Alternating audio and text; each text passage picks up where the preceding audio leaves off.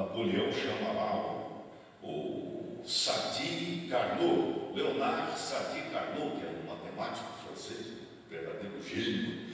Olha, nós temos que imitar os ingleses, senão daqui a pouco eles estão entrando aqui na França, né? Nós vamos perder a hegemonia, né? A Europa inteira se mecanizou, a Europa inteira se beneficiou desses conceitos todos, isso transbordou, né, para as Américas, né? Já em princípio aí de sua colonização, o Brasil mesmo, né, ainda dispõe de muitas máquinas térmicas, né? No Rio Grande do Sul existe um museu muito interessante que traz a história das máquinas térmicas no Brasil, particularmente no Brasil. Quando forem a Canela, perto ali de Gramado, entre Gramado e Canela, tem um museu do vapor, né? Eu convido vocês a conhecerem esse museu, que é muito interessante. Traz muito dessa saga, dessa história, né? Dessa epopeia humana, dessa grande epopeia humana. Muito bem, um pouco mais tarde, já em meados do século XIX, a humanidade depara outra grande revolução, a revolução do dínamo, a revolução do motor elétrico, dessa vez capitaneada por um outro inglês, né? Por um outro inglês chamado Michael Faraday. Esse cara foi grande, né? A gente que é professor de física cita o Michael Faraday com o maior carinho, porque realmente o trabalho dele é relevante, é um trabalho extraordinário. Ele implementou as leis do eletromagnetismo, que serviram de base à construção daquelas máquinas agora elétricas, as máquinas elétricas. Então surgiram laboratórios elétricos, a luz elétrica, né? A física, as ciências, a engenharia se desenvolveu sobremaneira. Então foi uma segunda revolução industrial. Autores que chamam de segunda revolução industrial. Já em meados do século XX, século passado, nós vivenciamos, eu me lembro bem disso, uma outra revolução, dessa vez não mais industrial, mas de costumes, uma revolução de costumes, né?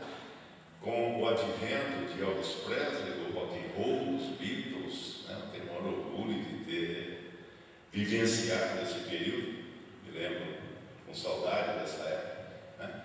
Em que uma camisa vermelha era algo inadmissível. De repente podemos usar camisa vermelha, né? Podemos usar uma calça jeans, né? Coisa que era completamente absurda na época. Então aquela revolução, dessa vez de costumes, né? Muito bem, e temos agora uma nova revolução, estamos vivenciando uma nova era, gente, uma nova revolução, a revolução das comunicações.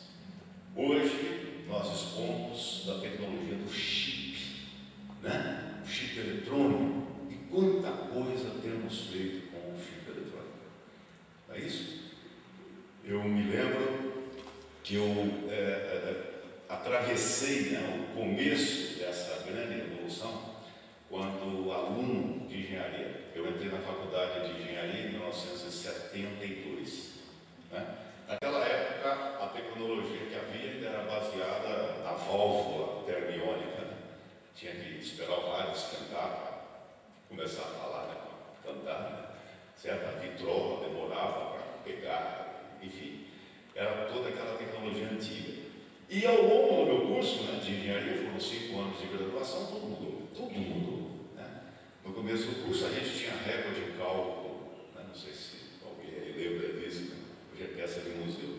E no final do meu curso eu já saí com a calculadora HP, Texas, me lembro, na cintura, né? Os primeiros computadores já se apresentavam, né? Não havia livro didático, a gente lia manual de fabricantes de equipamentos, da Bosch, Motorola, né, Inbel, era o que tinha disponível para aparecer lá. Quando me deram o diploma, olha, isso é engenheiro eletrônico, eu vou tocar fogo nesse diploma, né? Isso aí não vai servir para nada, porque tudo que eu aprendi mudou, né?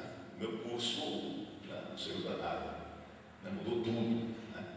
A engenharia eletrônica é algo muito volátil, né? Algo que passa, metamorfoses quase que noturnas, uma noite para o dia seguinte muda tudo, né? Mas eu gostaria de lembrar no próximo slide como é que era guardado o conhecimento antigamente. Antigamente, o conhecimento era retido em certos locais, em certas bibliotecas, que guardavam todos aqueles livros que eram feitos à mão, ainda não tinha imprensa, né? Que era tudo feito manualmente. E uma das grandes bibliotecas do mundo, a célebre Biblioteca de Alexandria, que foi uma cidade do Egito, né? Pertence ao Egito Antigo, fica lá no Mediterrâneo, na foz do Rio Nilo, né? Onde havia, no mundo antigo, o famoso farol de Alexandria, não é isso? E também havia uma grande biblioteca. E essa biblioteca guardava os grandes compêndios, os grandes escritos dos gregos. Então ali tinham escritos de Platão, de Sócrates, de Arquimedes, de Aristóteles, dessa gente toda, né? Pouquíssimas pessoas tinham acesso àquilo, só pessoas da nobreza, pessoas do clero, né? Pouquíssimas pessoas, os mortais comuns, assim como a gente, não passavam nem na porta disso aí, certo? Então lá se guardava o conhecimento, o saber da época. Um belo dia, essa biblioteca pega fogo. Todo o saber de uma época, de uma era, se queima, vira cinzas, vira fumaça, né? Muito bem, felizmente, né, sobraram algumas obras do Aristóteles, do Platão, do Sócrates, né? Que a gente conhece ainda hoje, né? Mas era assim que se guardava tudo. Hoje, como é que funciona, né? Hoje a gente tem todo esse saber, todo esse conhecimento num clicar de tecla de computador, num clicar de mouse, né? Hoje, num simples pendrive, a gente armazena quase tudo ou mais do que se armazenava na Biblioteca de Alexandria. Hoje, com a internet, com os recursos dessa nova revolução, dessa nova era, né, nós podemos acessar qualquer biblioteca do mundo, qualquer enciclopédia do mundo. Hoje nós temos aí uma enciclopédia aberta, que é a Wikipedia, né? Passível, né, de ser ampliada a cada dia, de ser reformulada todos os dias, né, de incorporar novos saberes, né, todos os dias, né? Então hoje a gente vive uma grande revolução, que é a revolução do acesso ao conhecimento, né, e a revolução das comunicações. Como é fácil a gente se comunicar hoje, não, gente? Eu me lembro quando eu comecei a namorar minha atual esposa, eu fui para São Paulo, né? Era estudante de engenharia, ela ficou em Uberlândia, nossa terra, e a gente se comunicava com cartas de amor, cartas de saudade, né? Era uma beleza, escrevia cartas lá com 5 páginas, algumas molhadas, com algumas lágrimas, né, de saudade, e ia com uma carinha ao correio depositar aquela carta. Uma semana depois chegava em Uberlândia, a resposta está aí a 15 dias, né? Na beleza aquilo, mas acabou. Hoje é tudo online, hoje é tudo rápido. Hoje nós temos e-mail, que já é uma mídia, de certa maneira, até ultrapassada. Meu filho fala para mim assim: pai, mas você ainda usa e-mail? Eu uso, todo dia eu abro o meu e-mail. Não, mas agora tem Twitter, Facebook, Orkut, não sei o que mais.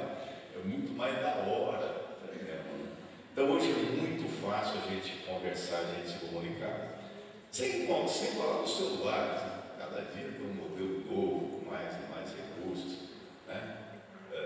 Os aparelhos celulares, né, inclusive servem para telefonar hoje em dia, né? Eles fazem de tudo, inclusive telefonar. Muito bem, então estamos dentro dessa nova era.